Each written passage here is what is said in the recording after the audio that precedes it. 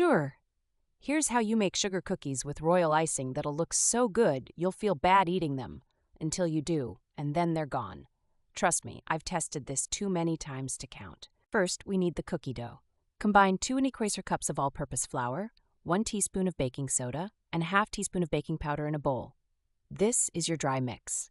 Don't skip measuring, it matters. Now grab another bowl. Mix 1 cup of softened unsalted butter with 1½ cups of sugar until it's creamy. Add 1 large egg and 1 teaspoon of vanilla extract. This is where the magic starts. Gradually blend the dry ingredients into the wet ones.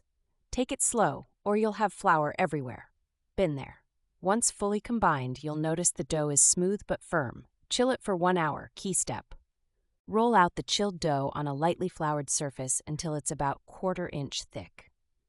Pro tip, use parchment paper under and on top of the dough to save yourself sticky trouble.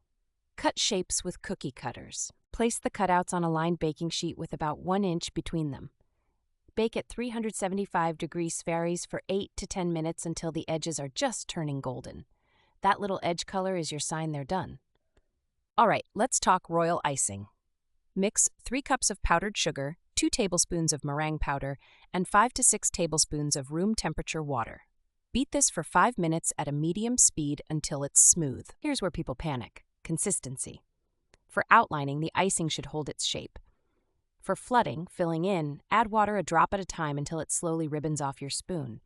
Seriously, a drop at a time. Divide your icing into separate bowls and add gel food coloring. Don't overdo it. The color deepens as it sits.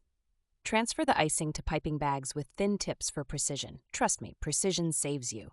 Outline your cookie first with the stiffer icing, then let it dry for a few minutes. After that, flood the center with the thinner icing. Use a toothpick to spread icing into tight spaces if needed. It's oddly satisfying. Wait 6 to 8 hours for the icing to completely harden before stacking or packaging.